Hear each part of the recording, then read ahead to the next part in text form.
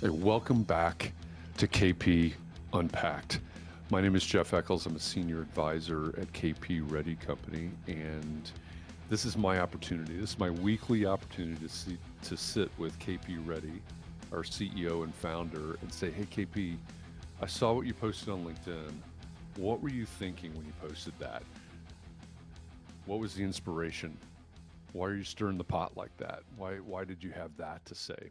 I am joined, as always, by KP Reddy, like I said, our CEO and founder. We're going to get into it today. So, KP, welcome. Glad you're here today.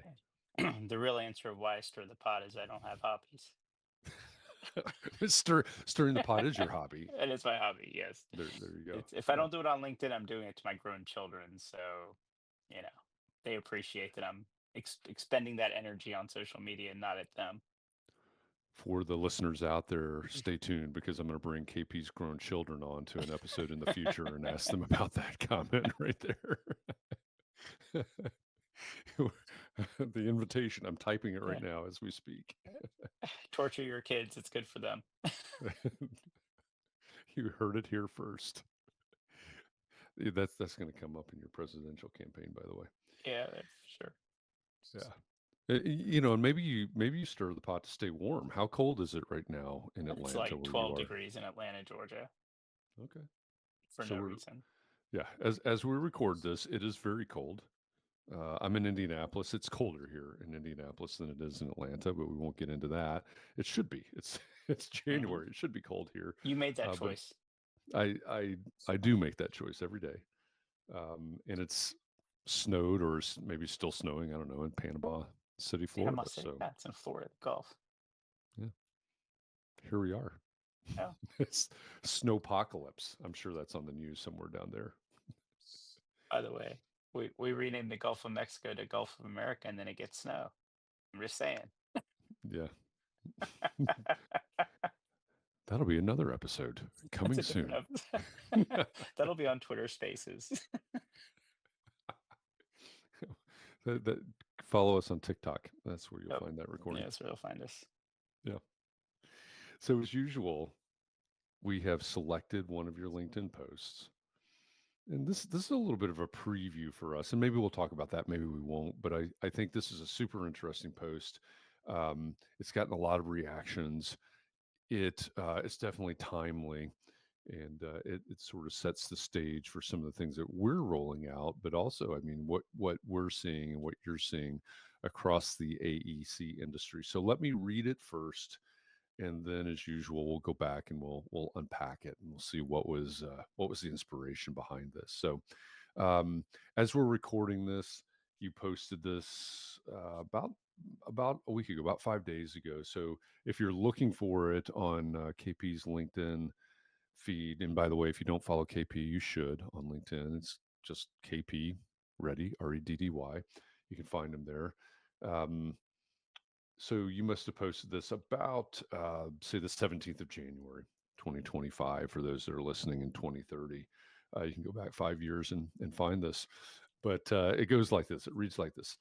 The C suite has expanded from CEO, CFO, COO to roles like CIO, CMO, CSO, CTO, CRO, and so on. That's a whole lot of C's and O's. Yep. Well, it's just, I feel The like C suite's no longer a suite, it's an event. it is. It is an It's event. I feel general like it should admission. be. That's don't tell them that. I feel like I'd be playing Wordle at this point. You go on to say one of the roles that is purely strategic is the chief sustainability officer.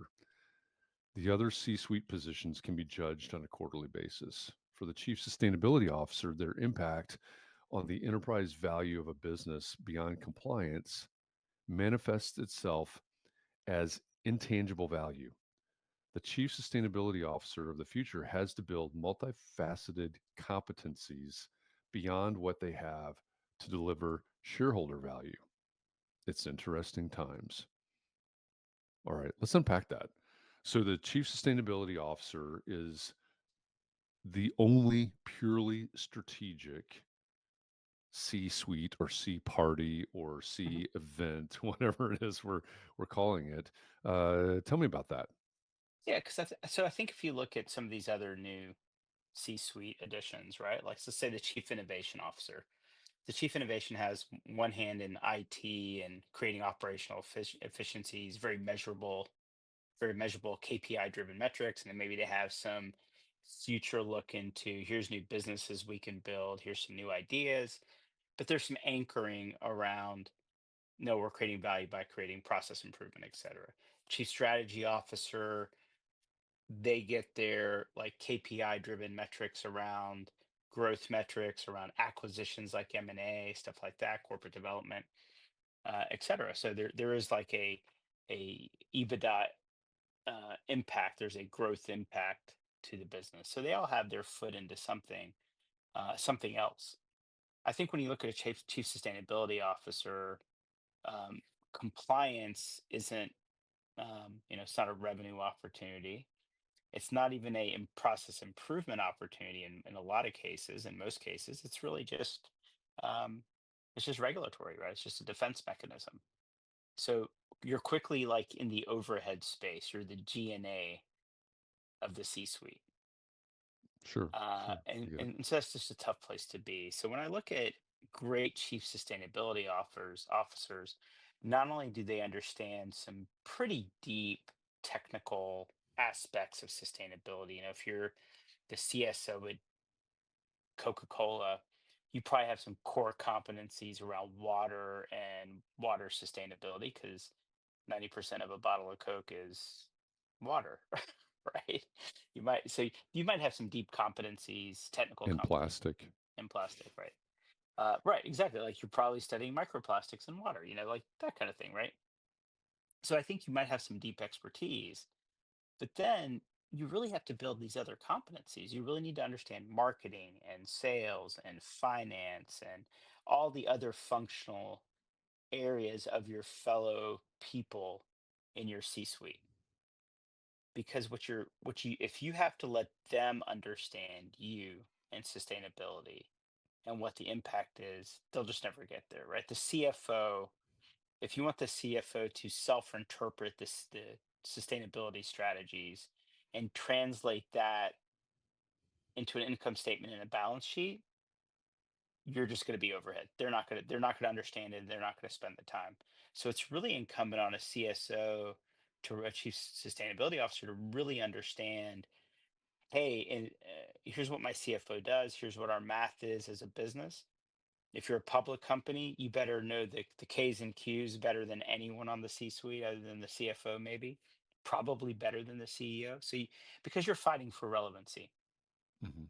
So if you think about that, um, when you look at that, and then you look at like marketing, right? Are you going to expect marketing to interpret what it is you're doing to support the messaging? Probably not.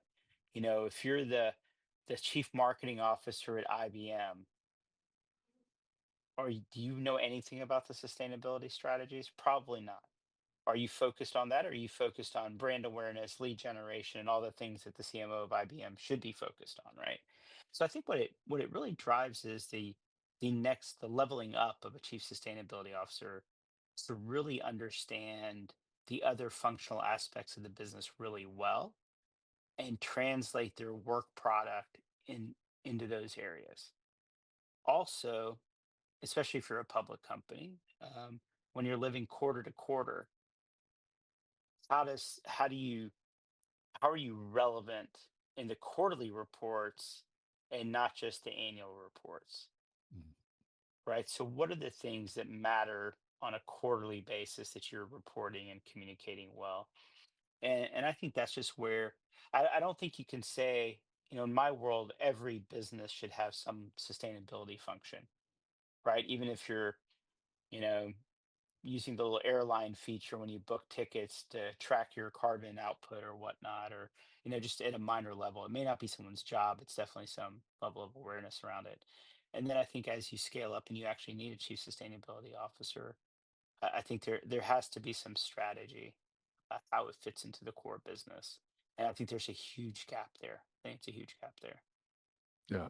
Yeah. As you know, I spend a lot of time, or am spending a lot of time right now talking and working with David Rachelson, who was the chief sustainability officer at Rubicon. He teaches at Georgia Tech. He advises a number of firms on on sustainability and growth. In fact, I think David will probably be a guest on this podcast on a future episode here before too long. But one of the things that David talks a lot about is basically a new definition of sustainability. You know, what is sustainability? He's he's focused on resilience, and he's focused on the business case, right? What is the business case, right? You talked about it a few minutes ago. You know, the regulatory, the compliance side, as you said, right? That's going to be overhead, and David is pushing hard on the idea of changing that. And one of the things that he said actually today as we were talking was, let's we usually talk about carbon first, Hmm. which speaks to the regulatory, the compliance piece of it. He says we need to talk about carbon last, Hmm. right? Here's the business case. Here's how we're going to do these things and how we're going to make our business better. And by the way, the result of this is going to be the carbon, you know, the meeting the regulations and complying as we need to, as we're required to. So uh, it'll be interesting as David and I unpack some more things around this idea. But I think what you're saying is exactly right. You know, he's talking about, hey, we need to change this. You're saying we need to change this, and giving us the historical perspective on how it's going to work. Yeah, I think. Um, he's going to answer the call, perhaps. Yeah, I think there's also something, in our one of our previous topics we talked about ambition. And if you look at the C-suite, there's only one CEO, right? And Right. if everyone in that C-suite has the ambition to be the next CEO, right? You see them come from the CFO, right? If it's a business that's highly finance oriented, like maybe a Bank of America, maybe the next CEO is the CFO, right? That's where they Right. pull Right. the next. If it's a operational business like a UPS, the COO might actually be the next CEO.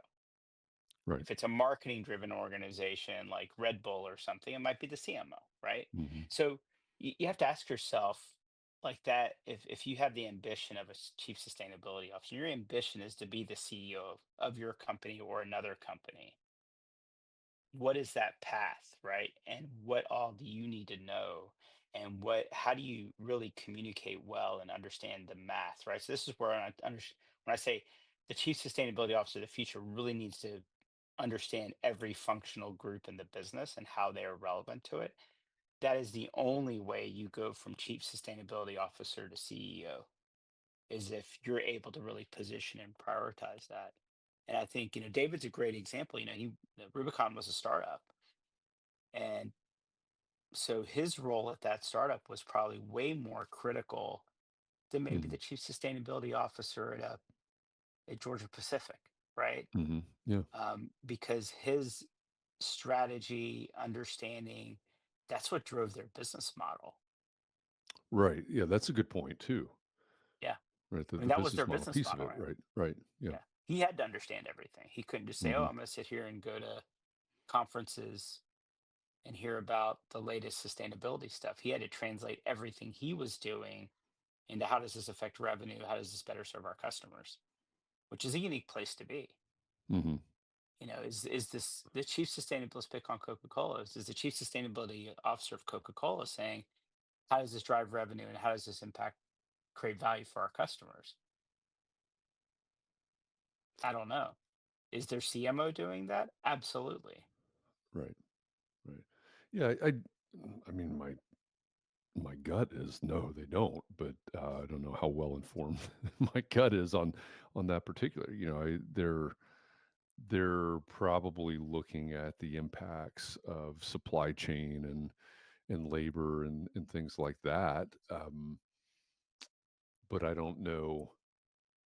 You know, I don't know how deep they get into it. Um, you know, to your point there. Mhm. So if you look into your crystal ball or your tea leaves or whatever it is that you use to predict things, I don't know. I've never asked you that question on here. Um, how long is it before the chief sustainability officers the trend maybe in chief sustainability officers rises to what you're saying? I so you know if you read my posts, I'm not a political person. I am like I am too little of a player to have a dog in the hunt, so to speak. Around politics, right? I'm just more like, so what does this mean, right? What are the conditions that are changing? I think if you think about the narratives around ESG and really getting away from um, this idea of like, oh, this is what the narrative is. We have to be ESG because that's what people are saying, right? The narrative in the market, and and you're seeing it with DEI, right? I'm just reporting the news, y'all. It's not I don't have a position per se. Um, but I think ESG is going to fall under that realm of DEI, where it's like, why are we doing this? And so I think a lot of the chief sustainability officers, I think, are really at risk of existing at their company, right? In other words, oh, we did this because that's what we were told to do. We do a lot of work for Microsoft. Maybe you're a consulting company, you do a lot of work for Microsoft, and Microsoft is kind of virtue signaling out ESG. And so, oh, for us to do great business with Microsoft, we're going to have a chief sustainability officer. So we can at least tell them we have one. We may not be able to tell them like what it is we're doing, but we're going to definitely tell them we have one to continue to do business with them. And then what happens when Microsoft says, I think it goes one or two directions, right? They say, hey, it's not important anymore. I doubt Microsoft would say that. My friend happens to be the chief sustainability officer at Microsoft, so I doubt Melanie would ever say that. But I do think there could be a digging into, help us understand the key metrics. It's not good enough for you just to say Mm, we have a chief sustainability officer. Help us understand how that better serves us, better serves the community. So I think there's a digging in. It's not, it's not just going to be window dressing. So I think either some organizations will end up getting rid of these positions because their customers aren't mandating it anymore, or some of their customers are going to double down and say, no, no, we need to actually understand better what you're doing. And so there's a doubling down that now, the chief sustainability officer has to, knuckle up, so to speak, yeah. be ready for the fight. But to the point, it's not all gonna be customer driven, isn't it? Isn't part of it, similar to what David is saying, um, it's gonna be business driven, right? Focusing on resiliency in terms of climate, whatever you're Yeah, producing, et cetera, but also resiliency in terms of the business. 100%. Right. But that, if you think, what is resiliency? If you think about the intersection, what's the Venn diagram? You have chief sustainability officer, right? And then Mhm. you have what? The COO. The Right, intersection of those two, that Venn diagram, is resiliency, right? So it's right. like, Exactly, what are we going to exactly. do when shit happens, right? It's kind of the Mhm. deal. And I've been very vocal. I'm doing some stuff in Southern California right now where it's like, hey, we've got to plan better. From it, civil engineering brain kicks in. I'm like, hey, why are we designing things this way? Like, are we going to rebuild stuff in Southern California the same way they were built in the first place? Because this is not the last fire, everyone, right? We know Right. this is this is the ongoing continuum of what we're living with. So to your point is, well, there were businesses that were impacted. Mhm. 100%, right? There were businesses, there was economies impacted. They're talking about the unemployment going up because a lot of these businesses aren't going to come back, Right. right? So I do think that if you think about the intersection of chief sustainability, the CSO and the COO, that's resiliency. That's that intersection they have. Right. Yeah. Yeah, and yes, and one informing the other, certainly. Right. But if you don't, as this chief sustainability officer, if you don't understand the operations almost as good as the COO, you're irrelevant. Right. Right. Yeah, because the decisions that you make around sustainability, the way that we operate, the materials, et cetera, that's inexorably tied to the operation side. You can't have a wall between those two. Absolutely not. Okay. So the LinkedIn post that KP and I have been unpacking, again, if you're listening to this in the year 2030 and you're looking back 5 years, look around January 17th or so for this post, 2025.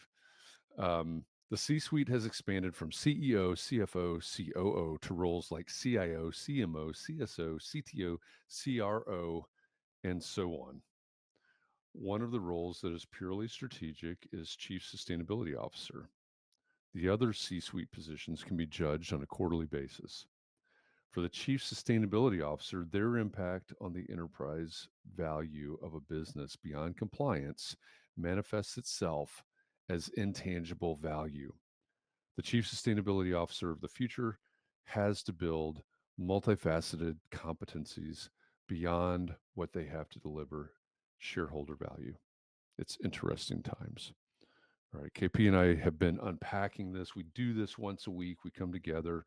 Um, we've thrown out a few things here and there. You are going to start to hear from some more future guests and things. I've got to get with our producer Ethan to understand that schedule a little bit better in terms of the publishing. But keep your ear to the ground. We're going to have more topics. We're going to have more discussions. We're going to have more guests, but they're all always going to be around unpacking these posts from KP. And really, I mean, selfishly, this is my special time to sit down with KP and say, hey, what were you thinking? And we unpack these. So until next week, thank you for joining us. In the meantime, we have a few things coming up. We have depending on when you're listening to this, and in February we have a 1-day in-person mastermind event coming up where our mastermind members, we have mastermind groups for um, innovation leaders, which some of them are on that list. The chief innovation officers, director of innovation, our construction technology leaders, also our early and mid-career AEC professionals group. They'll all be there. Some of the folks that are focusing with us on startups and investing will be there. Some of the folks that are focusing with us on sustainability will be there. Phoenix, February 25th. You can go to kpready.co/events to find a link to learn more about that event coming up. So keep an eye out for that, and always check the show notes for things that the KP and I have talked about. You can find links to those, and also our producer Ethan has started to produce publications for each of these episodes, so you can find sort of a companion article, I'll call it. I'll And probably get to. I think we're also on the YouTube, right? So people can do comments. We are on the YouTube, so you find us over there, and yeah, Comment. you can comment, you can agree, you can disagree, you can do whatever you want over there in the comments. It's social media, so it's still the wild west 20 years later. Yeah, find us on YouTube. You can find short versions, you can find longer versions, but that's a great way to find more content that we produce. And of course, on LinkedIn, follow KP Reddy, REDDY. Connect with him, connect with me, and love to have you as part of the conversation in our ecosystem here, focused on the future of the built environment. So thanks for joining us today. We'll be back again next week. Who knows what we're going to unpack next week? You're just going to have to show up and find out. Um, maybe it's a new party. Maybe maybe it's something maybe it's something different. So KP, thanks for joining me today. As always, it's great to have this conversation. I'll see you again next week. All right. Thanks, Jeff. All right. Thanks, everybody.